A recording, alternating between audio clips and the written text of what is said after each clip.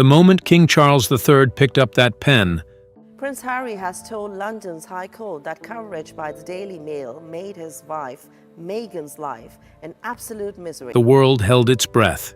With one deliberate stroke, he stripped Harry of every title, every honor, every thread tying him to the House of Windsor. I would be bringing my wife and children back to the UK at this point, and the things that they're going to miss is, well, everything. Most people thought that was the end, the door slamming shut forever. They were wrong. What happened next? Nobody saw coming. Not the palace, not the tabloids, not even those closest to Harry. In a move that rocked the monarchy all over again, I want to tell you a story that'll sort of give context to my being here and my work with UN Women. Prince Harry made a decision so unexpected it sent shockwaves from Montecito to Buckingham Palace, leaving royal commentators scrambling, the British public stunned, and the future of the House of Windsor hanging by a thread. This is not a surprise to anybody. It's really sad that it's got to this point, but I've got to do something for my own mental health, for my wife's, and for Archie's as well, because I could see where this was headed. This is the story of a man who walked away from everything. His family, his duty, his crown, now forced to confront the one question he's been running from. Who is he without the title? And what is he willing to do to answer that? Stay with us. This story has more twists than any royal scandal should be allowed to have, and you'll want to see every one of them. The moment everything changed. Let's go back to that November evening. The palace was deathly still. Staff moved in hushed, measured steps through marble corridors. Advisors sat rigid in mahogany-paneled rooms, their eyes fixed on documents that hadn't yet been made public. King Charles III, seated in his private study beneath the weight of centuries of monarchy, pressed his pen to paper. The royal decree was short, cold, almost surgical. Just 25 words that officially stripped Prince Harry of every remaining privilege, honor, and royal connection still attached to his name. No fanfare, no emotional statement, no fatherly warmth, just ink on royal parchment, and the quiet, irreversible end of an era. The palace went silent, and then the world exploded. Within minutes, headlines lit up every screen on the planet. Hashtags flooded social media. Debates erupted across living rooms, newsrooms, and comment sections in every time zone. Was this justified? Was this vindictive? Was this the act of a king protecting his crown, or a father punishing his child in front of the world? People picked sides immediately, and fiercely. But here is what almost nobody was asking in the chaos of that first night. What was Harry going to do next? That question, quiet, almost invisible beneath the noise, was the one that would change everything. The silence that spoke loudest. In the hours after the King's announcement, the Sussex camp released a two-line statement through the Archewell Foundation. It said the Duke and Duchess of Sussex remained committed to their humanitarian work. That was it. No outrage, no accusations, no press conference, just silence wrapped in 12 careful words. And that silence, controlled, deliberate, impossibly restrained, told the real story. Because those who know Meghan Markle know she does not do silence by accident. Every word she releases, every image she puts into the world, is calculated with precision. So when she chose stillness, the palace noticed. Behind the scenes in Montecito, however, it was anything but still. Sources close to the couple described the atmosphere as electric with tension.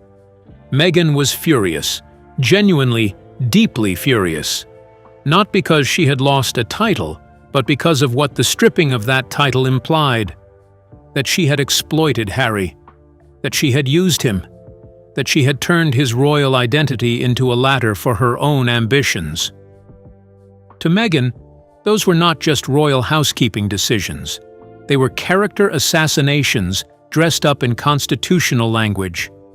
Her legal team was already moving. Crisis PR firms were being briefed.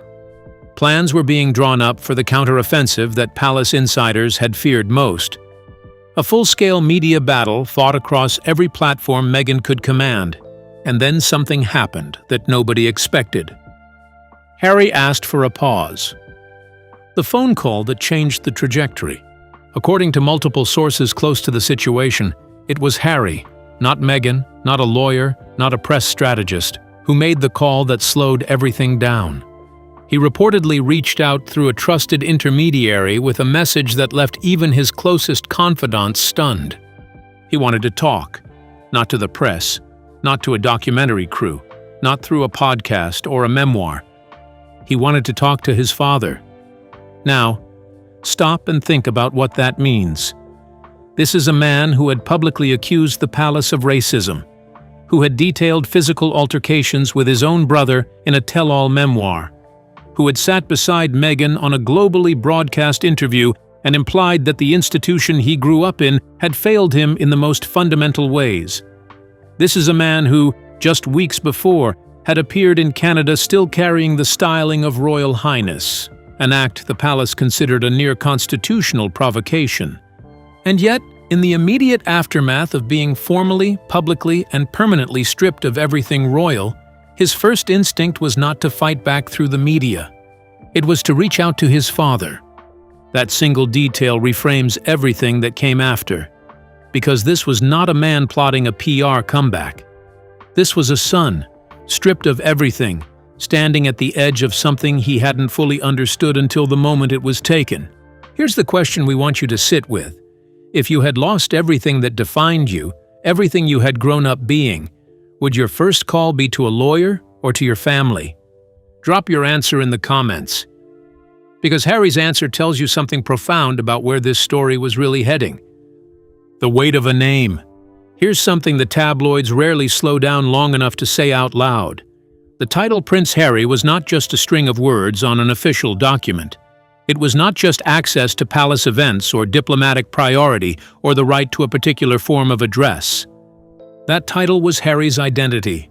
From the moment he was born, it was the lens through which the entire world saw him. It was the armor he wore into every room. It was the invisible scaffolding that held his sense of self together, even as everything around him crumbled. And when King Charles signed it away, when that scaffold was pulled out from beneath him, Harry was left facing something no amount of Montecito sunshine could fix. The terrifying question of who he actually was. Because here is the brutal truth that palace insiders have whispered for years. Harry had never truly built an identity outside the crown. His military service, decorated, genuine, and deeply meaningful to him, had always been filtered through his royal context. The Invictus Games, perhaps the most authentically Harry thing he had ever created, had always been introduced as the brainchild of a prince. Even his activism, his mental health advocacy, his public speaking, all of it carried the invisible weight of royal authority. Without the title, what remained? A man, flawed, fiercely human, and suddenly, terrifyingly visible. Friends who spoke to Harry in the weeks following the decree described someone who was not angry in the way they expected. He was not plotting. He was not raging at the palace. He was quiet, reflective, and, by multiple accounts, deeply shaken by one specific realization. He missed his father. Not the king, not the institution. His father. What Meghan did not know. This is the part of the story where the narrative gets genuinely complicated. And if you have been paying attention to the Sussex saga over the years, you know that complicated is where the real truth lives. Meghan Markle is, by every credible account, a brilliant strategist. She understands media, narrative, and public perception at a level that most professional communications experts would envy. She had already identified a path forward. A 2026 media relaunch designed to reposition her entirely outside the royal framework, to build a new personal brand powerful enough to stand on its own without the Duchess title as its foundation. It was smart, it was calculated, and it might have worked. But it required one thing: unanimous momentum. Both Harry and Meghan moving in the same direction with the same message at the same speed. And Harry, for the first time in years, was not sure he was ready to move at all. Sources suggest that in the weeks following King Charles's decree, quiet disagreements began to surface between the couple. Not dramatic fractures, not the kind of eruption that makes tabloid front pages. Private, careful disagreements about what to do next, and more critically, about what they actually wanted. Meghan wanted forward momentum, a new chapter, a definitive break from the royal story. Harry wanted something older, something he hadn't allowed himself to want in a very long time. He wanted to go home. The meeting nobody was supposed to know about. Royal watchers, brace yourselves. Because what happened next is the detail that upended every assumption about where this story was heading. In a development so carefully concealed that it took weeks for even the most well-sourced royal correspondents to piece together the outline, Prince Harry made a private trip to the United Kingdom. Not announced, not leaked in advance, not accompanied by cameras or documentary crews. He came alone. The meeting that followed, reportedly held at a private royal residence away from the scrutiny of palace staff and the London press, lasted several hours. Present, according to sources who have since spoken cautiously to select reporters, were King Charles and Harry. Just the two of them. No lawyers, no advisors, no communication strategists managing the optics. A father and his son in a room together, for the first time since the decree that had separated them. What was said in that room has not been fully reported. Likely, it never will be. But the consequences of that meeting, those have become impossible to ignore. Because within 3 weeks of that private encounter, something shifted. The return that rewrote the story. Here is where you need to pay close attention. Because this is the moment the story tilts completely on its axis. Prince Harry did not simply request the return of his titles. That is not what happened. And if you have been reading the breathless headlines suggesting otherwise, you have been getting an incomplete picture. What Harry did was far more complicated and far more human than a simple reversal of a public dispute. According to royal insiders with direct knowledge of the situation, Harry made a formal approach to the palace, not through lawyers, not through press representatives, in which he acknowledged in writing that his use of royal styling during his unauthorized Canadian visit had been inappropriate, that it had created confusion about his relationship to the crown, that it had placed the palace in an impossible diplomatic position. He did not just apologize. He accepted responsibility in the specific constitutional language that the palace needed to hear. He acknowledged that the titles he had continued to use, even after stepping back from royal duties, carried obligations he had not been fulfilling. And he said, in terms that reportedly stunned senior royal advisors, that he wanted to understand what genuine restoration of that relationship would actually require. This was not Harry waving a white flag. This was something much more significant. This was Harry, for what may be the first time in years, approaching the monarchy not as its critic, not as its escapee, but as a man who had finally reckoned with what belonging to it had always truly meant. The palace responded not with triumph or with conditions designed to humiliate. King Charles, according to sources close to his inner circle, received Harry's approach with what one advisor described simply as relief. Not vindication, not satisfaction. Relief. Because behind the iron authority of the decree, behind the constitutional precision and the cold official language, there had always been a father who missed his son. What returning a royal title actually means. Now, before this story gets swept up in the romance of reconciliation, we need to be clear about something important. Because the phrase returning a royal title sounds simple, cinematic even. But the reality of what this process involves is deeply complex, and the complexity matters. A royal title in the British system is not a possession in the way a piece of jewelry or property is a possession. It is a constitutional designation conferred by the sovereign and tied to a framework of duties, obligations, and responsibilities. When King Charles stripped Harry's titles, he was not just taking something away. He was clarifying that Harry's continued use of those designations without fulfillment of corresponding duties was, in the palace's view, a misrepresentation. So when we talk about Harry returning to his title, or more accurately, about the possibility of a formal reinstatement, we are not simply talking about a family making up after an argument. We are talking about a constitutional recalibration, one that would require not just Harry's willingness, but a formal determination by the palace about what duties, obligations, and boundaries would define any reinstated status. Senior constitutional experts have suggested that any reinstatement would likely involve explicit conditions: a defined scope of royal duties, clear restrictions on commercial activities tied to royal branding, constraints on public statements about the institution. In other words, Harry would not just be getting his title back. He would be accepting, formally and in writing, the responsibilities that should have always accompanied it. Is that a trade he is willing to make?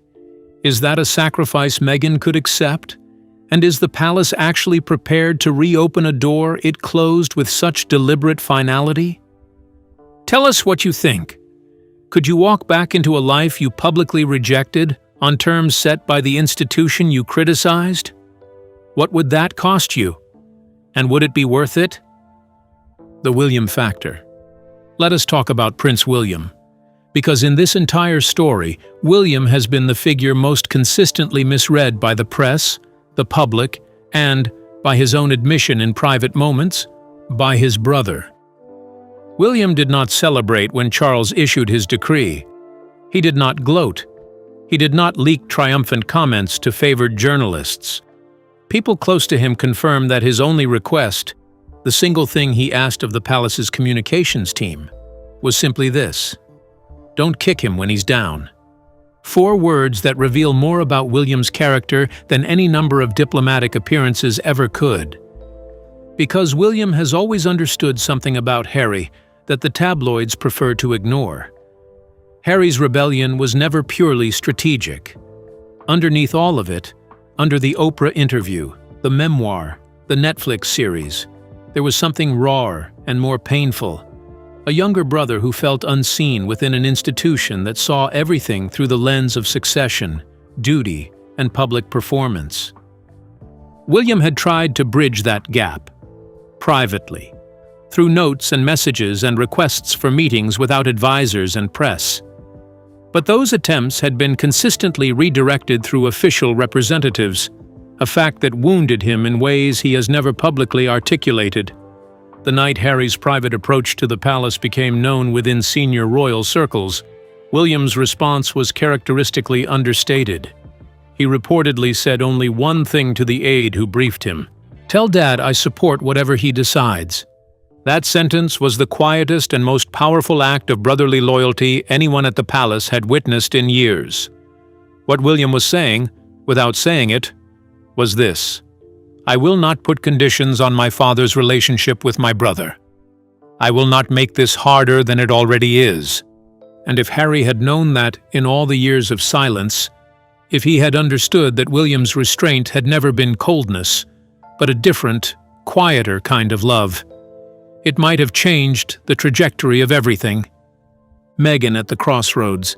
And now we come to the question that has set royal watchers, commentators, and the public talking at the same time. Where does Meghan Markle stand in all of this? If Harry moves toward reconciliation with the palace, if he accepts a reinstated role that comes with duties, restrictions, and institutional obligations he walked away from, Meghan's carefully constructed post-Sussex identity faces a fundamental challenge. Everything she has built since 2020 is premised on a very specific narrative. A woman who left a toxic institution, found her freedom, and built something extraordinary on her own terms. A Harry who goes back complicates that story dramatically. Sources close to Meghan suggest that private conversations between the couple have been, by any measure, difficult. Not because their relationship is in crisis. People who know them well are clear about that, but because they are genuinely fundamentally at a crossroads about what they want their future to look like. Meghan has reportedly told people close to her that she supports Harry in whatever he needs for his own peace of mind. that she will not stand in his way. But she has also made clear, gently but plainly, that she cannot return to a role in the British monarchy. That chapter for her is not just closed, it is sealed. Which raises a question that no one has yet answered publicly. Can there be a version of Harry's restoration that does not require Meghan's participation? A role for him, defined and clearly delineated, that exists separately from his marriage? It is unprecedented in modern royal history. But then, so is almost everything about this story. What do you think? Can Harry go back without Meghan? And should he? We genuinely want to know. Leave your thoughts below. The king's heartbreak and his hope. Here is the part of this story that does not fit neatly into narratives of institutional power and constitutional drama. The part that is simply human and simply devastating. King Charles III is a father. Behind the crown, behind the advisors and the decrees and the cold constitutional authority, there is a man who watched his son grow up, who tried and failed and tried again to build something real with a boy who never quite found his place within the family that surrounded him. A man who, on the evening his official announcement went live, walked alone to the blue drawing room, stood before a portrait of Queen Elizabeth II, and whispered words that no king should ever have to say. He has carried that moment with him every day since. Palace insiders say that Charles, for all his decisiveness, has never stopped hoping that the decree would eventually lead not to permanent estrangement, but to a moment of reckoning. A moment where Harry, stripped of the borrowed shelter of the title, would finally confront the questions he had been avoiding. Was that the plan? Was the stripping of the title not purely punishment, but provocation? A move designed not to exile Harry, but to force him to find his own way back. The palace would never confirm it. But those who know Charles best suggest that what he has always wanted, more than anything institutional or constitutional, is his son. Not performing royalty reluctantly, but genuinely, freely choosing to belong to the family that has always, in its complicated and deeply imperfect way, loved him. Whether Harry's private approach to the palace represents that genuine choice is the question Charles is sitting with right now. And it is the question that will define what comes next, what happens next. So here we are, at the edge of a moment that could rewrite royal history or collapse under the weight of its own contradictions. The variables are extraordinary in their complexity. Can Harry accept a reinstated role that comes with real obligations? Can Meghan genuinely support that without it unraveling what she has spent years building? Can William and Harry find their way back to something that resembles brotherhood? Can the palace manage the diplomatic and media dimensions of a restoration without it appearing like a reversal that undermines Charles's authority? And underneath all of those questions, the deepest one, can a family this fractured, this publicly torn apart, this thoroughly exposed to global scrutiny, can they find something private enough, real enough, and strong enough to hold?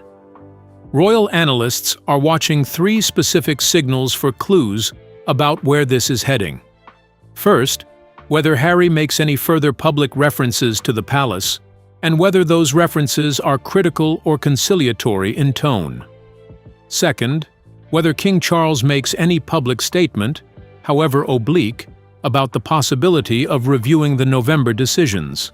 And third, and perhaps most tellingly, William.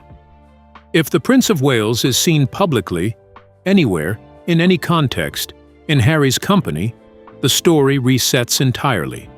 The cameras will be watching. The world will be watching. And somewhere between Montecito and Buckingham Palace, 2 brothers and their father are navigating something that no constitutional precedent, no royal protocol, no PR strategy can fully prepare them for. The oldest and most difficult thing there is, the slow, uncertain, deeply human work of finding their way back to each other. The question that outlasts the headline. Before we close this chapter, and make no mistake, this is only a chapter, not an ending, let us ask the question that this whole saga keeps circling back to. The one that transcends the royal family and speaks to something all of us recognize. What does it cost to belong? And what does it cost to walk away? Harry walked away from the most famous family in the world.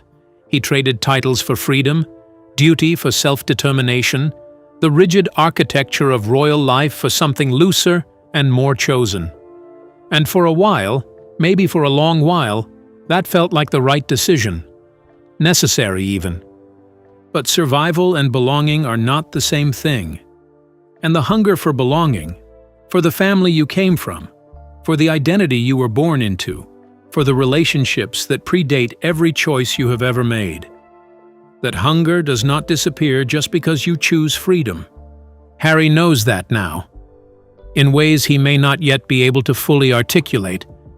But you can see it if you look past the headlines and the hashtags and the carefully managed public statements, in the simple human fact of that private trip, that meeting with his father, that willingness to sit in a room and talk without lawyers, without cameras, without an angle. The monarchy will survive, or it will not, based on whether it can evolve. That is the institutional question, and it is real and it matters. But the human question, the one that keeps this story alive in a way that no constitutional drama ever could, is simpler and older than any institution. Can a father and his son find their way back to each other? We do not have the answer yet. Nobody does. But the fact that they are trying, quietly, imperfectly, against the weight of every public wound they have inflicted on each other, that in itself is something worth watching. Tell us what you think in the comments. Should Harry be reinstated? Can the monarchy afford reconciliation? And can it afford to refuse it? Do you believe this is genuine, or is it strategy dressed up as healing? Because here is the truth that makes this story unlike any other royal drama in living memory. For once, we genuinely do not know how it ends. And that uncertainty, that possibility, that fragile and unreliable thing called hope, is exactly why the whole world is still watching. Like and subscribe to Windsor Today, where we do not just report the royal story, we go deep into the truth beneath it. Hit the notification bell so you do not miss a single development, because in this story, the next twist is never more than one royal decree away. The Commonwealth watches and waits, while the drama unfolds behind the carefully maintained facade of palace calm. The ripple effects are being felt far beyond Britain's borders, and here is where the stakes become genuinely global. King Charles has spent his reign attempting to modernize the monarchy's relationship with the Commonwealth, to reframe it from a relic of empire into something more relevant, more collaborative, more reflective of the diverse and independent nations that comprise it. The Sussex fallout complicated that project enormously. Harry and Meghan had been, in many Commonwealth nations, among the most popular figures connected to the royal family. Their apparent rejection of the institution, combined with Meghan's public discussions of race and belonging, resonated powerfully in places where the monarchy's colonial legacy still carried painful weight. When Charles stripped their titles, the reaction in those nations was not uniformly supportive. In Jamaica, the Prime Minister's statement of approval was noted. But quietly, behind closed doors, many officials worried about what the purge signaled about the monarchy's tolerance for difference and modernity. In Australia, Republican leaders called it proof that the monarchy was imploding under its own weight. In Canada, columnists wondered aloud whether Charles's stern tone had permanently damaged the Windsor brand in ways no future decision could fully repair. The possibility of Harry's restoration, then, is not just a family story, it is a geopolitical one. A reinstated Harry, one who returns not as a rebellious rogue royal, but as a man who has earned his way back through humility and accountability, sends a very different message to the Commonwealth than the one the decree sent. It suggests that the monarchy is not just capable of discipline, but also of grace, of growth, of the kind of redemptive arc that institutions, like individuals, sometimes need in order to remain credible. The question is whether the palace is strategic enough to see that opportunity, and whether the terms of any restoration can be crafted carefully enough to look like reconciliation rather than capitulation. Because optics are everything in this game, always have been, always will be. The new monarchy taking shape. Regardless of where Harry's story lands, one thing is already clear. The House of Windsor is being rebuilt in real time. And the builders are not the people anyone would have predicted a decade ago. Prince William and Princess Catherine have emerged from the Sussex storm as the monarchy's undisputed emotional anchors. The calm after the chaos, the steady heartbeat of an institution desperately trying to prove it can evolve without losing its soul. William, once seen as cautious and somewhat distant, has stepped into something far greater than the role of heir. He has become the guardian of a purified Windsor identity. Every public appearance now carries the unmistakable weight of a man who knows exactly what is at stake and has chosen, deliberately, to show up with dignity rather than drama. Catherine, with her unbroken record of composure and compassion, has become the public's anchor. She embodies the kind of trust that cannot be manufactured through press releases or media strategies. It is earned, quietly, through years of showing up, through illness, through family crisis, through the relentless scrutiny that comes with her position, and never, not once, letting the mask slip into bitterness. Together they represent the monarchy's recalibrated future, still rooted in tradition, but now unmistakably mission-driven. Still royal, but in a way that feels, and this is the word that keeps appearing in polls, in focus groups, in the conversations ordinary people are having about the crown, relevant. That word, relevant, is the one King Charles needs to hear most, and the one that Harry's potential restoration could either reinforce or undermine, depending entirely on how it is handled. The final truth. Here is what this entire extraordinary saga ultimately comes down to.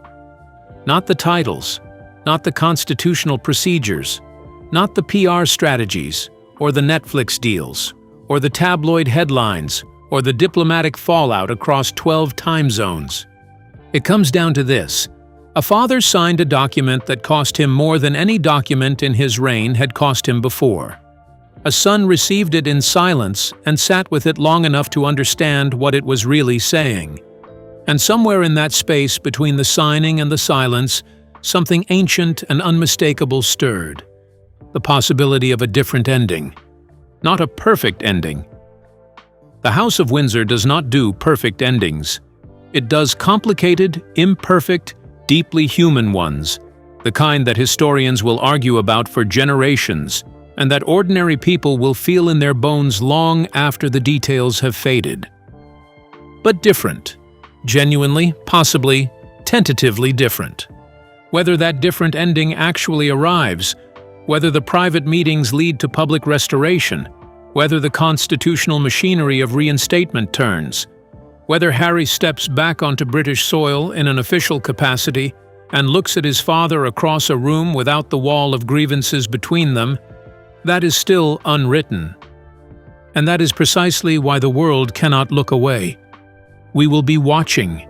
We will be here with every development, every signal, every carefully chosen word from every palace spokesperson and Sussex representative and Commonwealth diplomat and royal analyst that moves this story forward. Because this is not just the story of a prince and his title. This is the story of what happens when power meets humanity, when duty meets love, when everything that was broken is finally, painstakingly, asked to consider whether it might, just might, be possible to mend. Subscribe, stay close, tell a friend, because the next chapter of the royal story is being written right now, and you do not want to miss a single word.